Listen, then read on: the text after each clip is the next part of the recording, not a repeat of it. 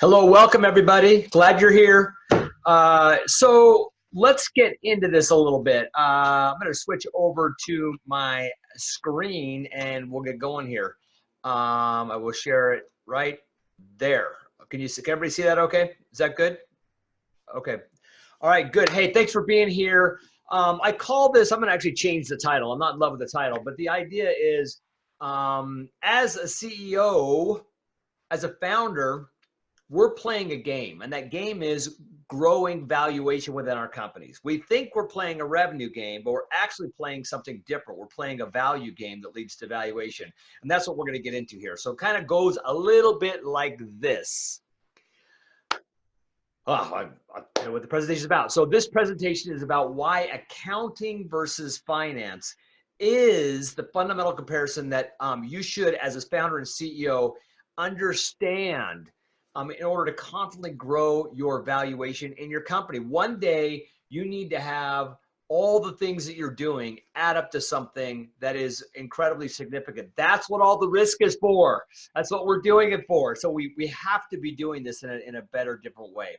So what I say is, let's start with the basic picture of the difference between accounting and finance, and then we'll fill it in as we go, kind of a thing. So this is the idea. This is not a new concept. Some really good financial experts I've talked about, in fact, have brought this up. So there are several people who've come to this conclusion, and I would imagine that there are some level of CFOs that do understand this. Not all of them. In fact, we used to talk about this. We used to talk about the different types of CEOs that are in a company, right? I mean, CFOs, and we call them, there's accounting CFOs and there's golfing CFOs, right?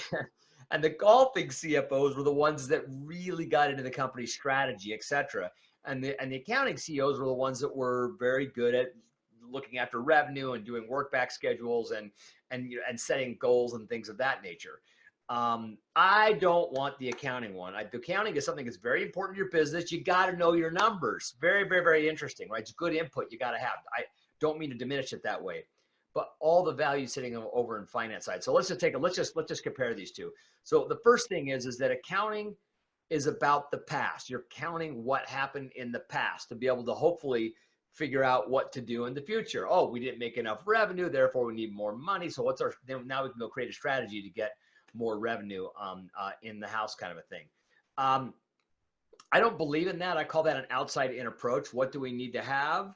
And then how do we make that happen? I see this happening all over the place in business from beginning to end. It's ridiculous. I don't like it. I don't like that. What you need to be doing, and this is how everything works much more fundamentally in this world, is you need an inside-out approach.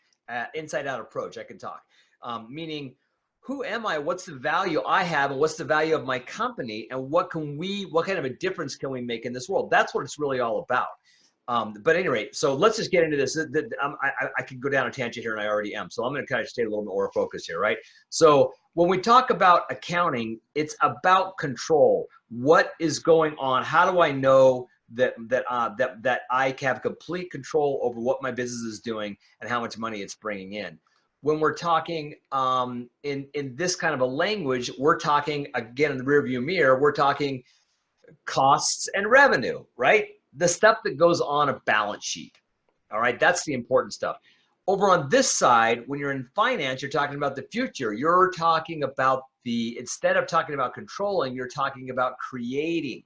You're bringing something new and interesting to the world, which is what you're going to exchange for money, obviously, that will end up over on the other side at some point, right? But it's the cart before the horse. You create a significant value that people want, and what shows up is you exchange that in the marketplace for this little thing called revenue, for money, right? So that's how that actually ends up working.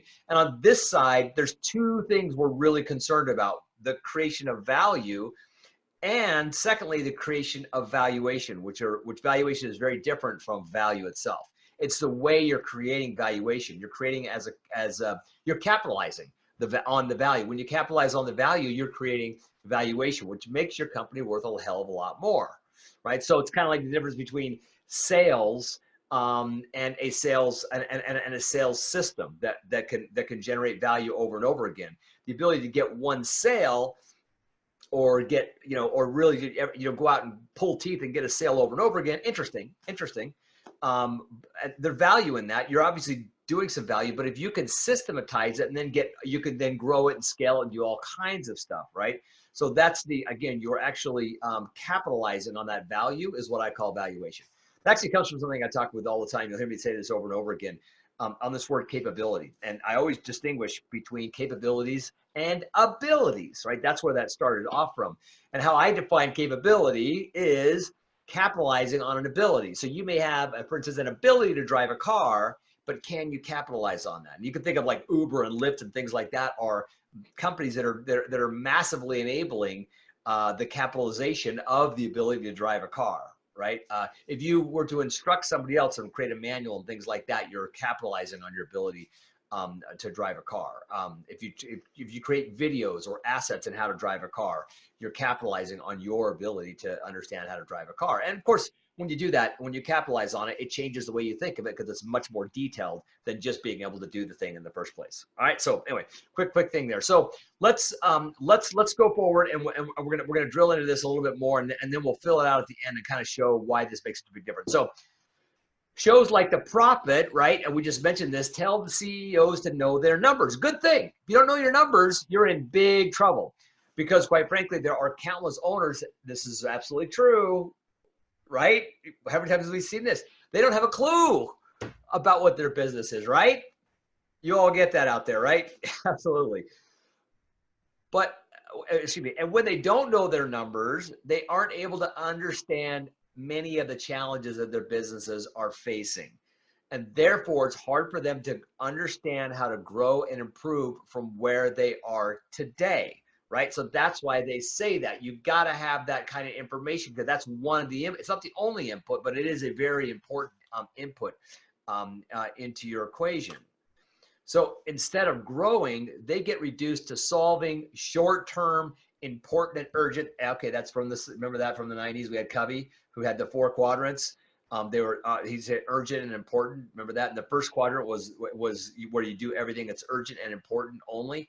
The second quadrant is not urgent but important. That was the important one, if you will, and the et cetera, until you get to the 4th one, which is not urgent, not important. Don't do those things, right? Kind of a thing. So anyway, I say that you got your urgent, important issues. You're doing those all day long, and you never get to the point of making systemic, long-term changes that build valuation. We just got into that. So instead,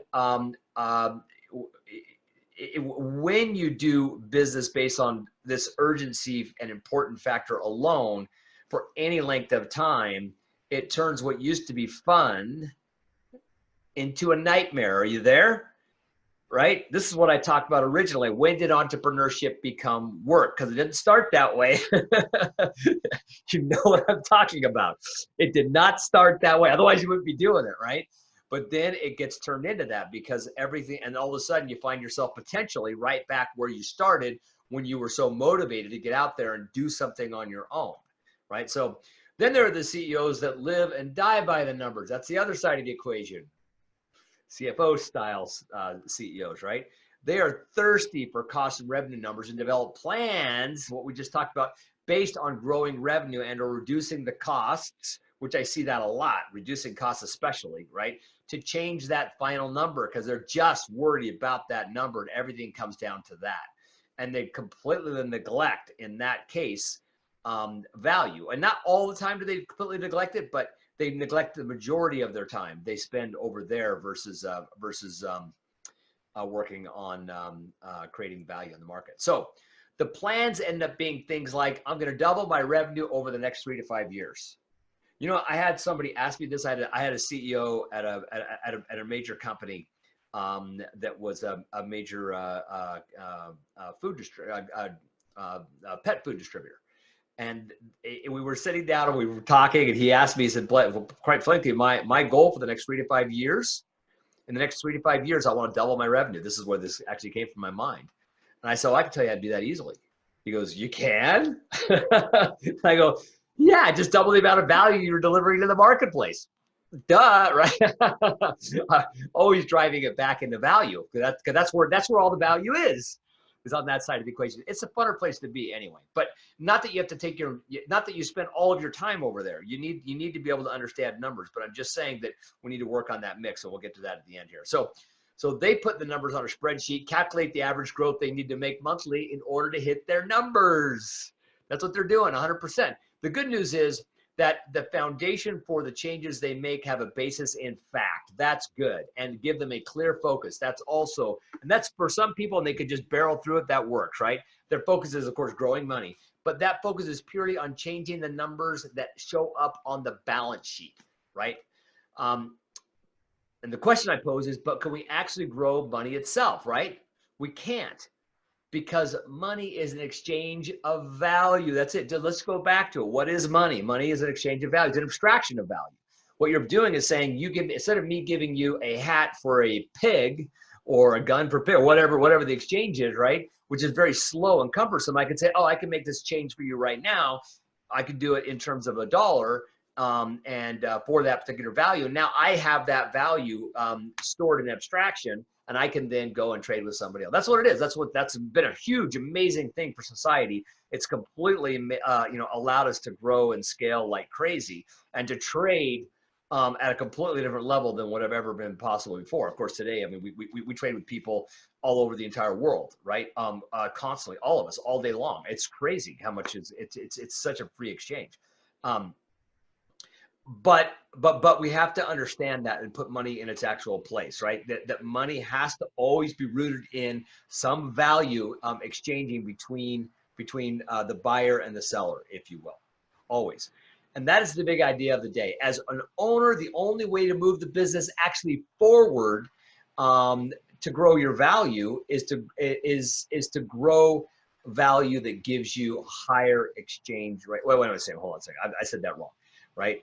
So as an owner, the only way to move the business forward is to grow value. That's what I'm trying to get at, right? And growing value gives you more to exchange at higher and higher rates.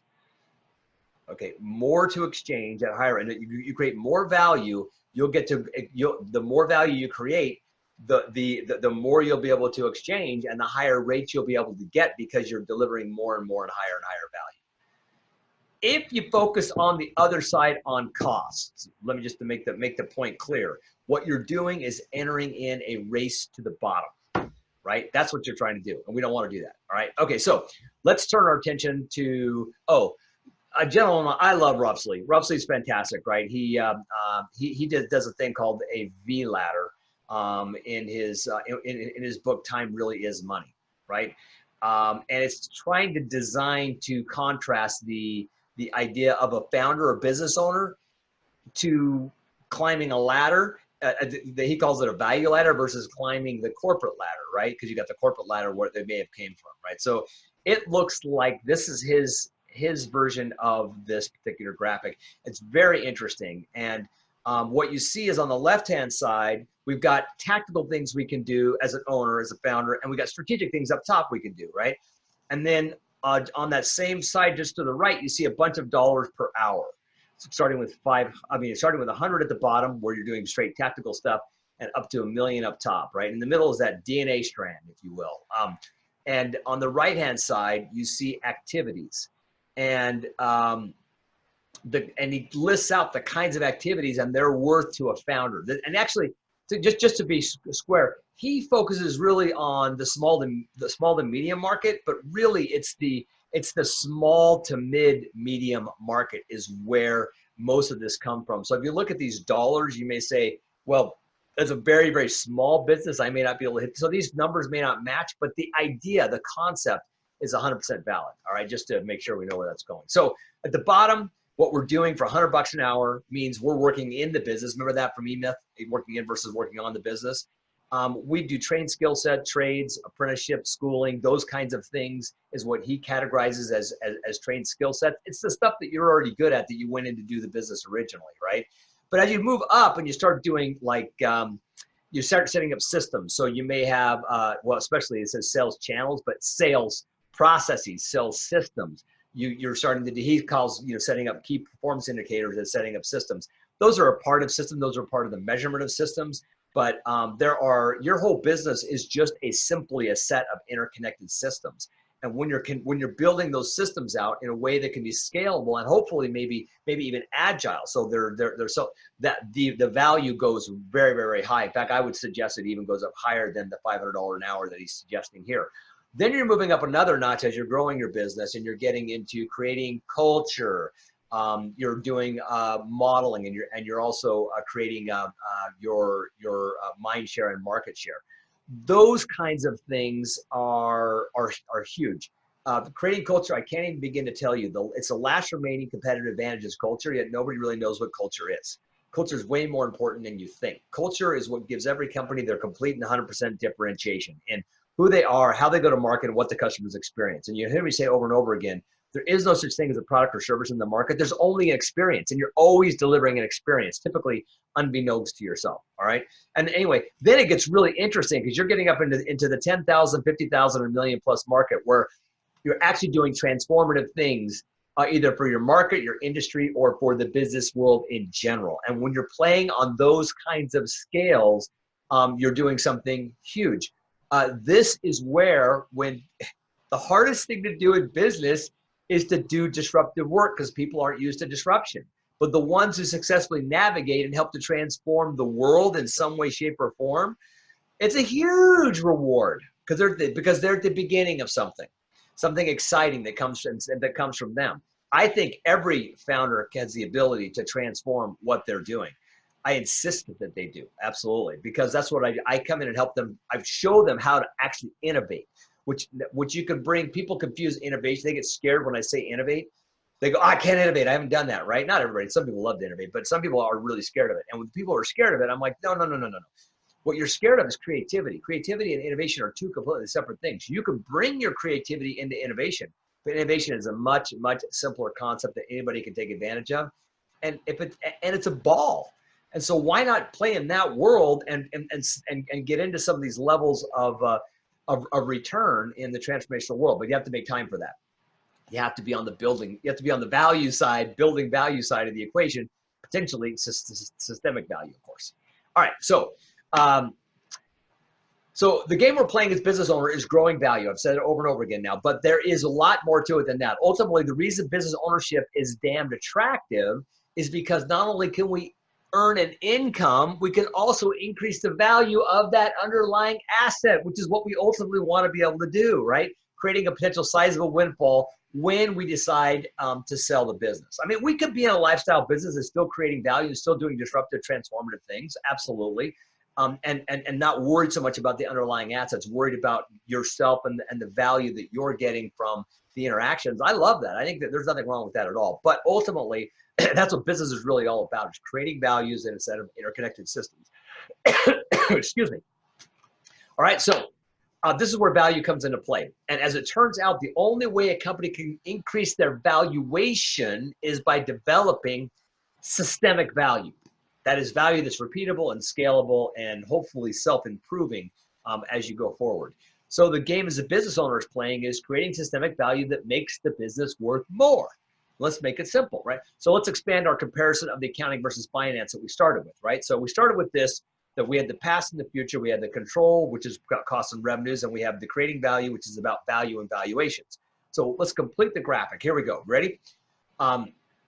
The two things we have to play with in our businesses as founders is our and our employees' time and money. So where are we going to focus that time and money? Because those are both finite things, absolutely finite, right? Sometimes way more than we want. As a, you know, this as a founder, right? It's ridiculous. You can never find enough of them. Okay, so on the left-hand side, the point here is, as you move from focusing not at all on cost and revenue, which some people are at, right? And you move towards 100%, the more you move down that scale, your valuation craters. It's ridiculous because you're ignoring the other side. You're killing the goose that lays the golden egg. It's that simple. And on this, and by the way, on this side, what we have is as we look at the defining characteristics of the focusing on this side, we're dealing with money and numbers-based goals. This is a situation where this side is destroying innovation in a culture, typically, the ability to innovate in a culture. You're typically driving for more short-term results. How are we going to earn revenue? How are we going to earn revenue next year, the year after, et cetera? It makes doing business very, very, very painful because you're not focused on anything that's fulfilling, that's helping you out. This is where it becomes where entrepreneurship has become not fun anymore. And of course, it lacks the simple thing that I believe the world is in high demand for, and that's meaning and fulfillment from the work for you and your employees, etc. Right? So on the other side, we have the exact opposite.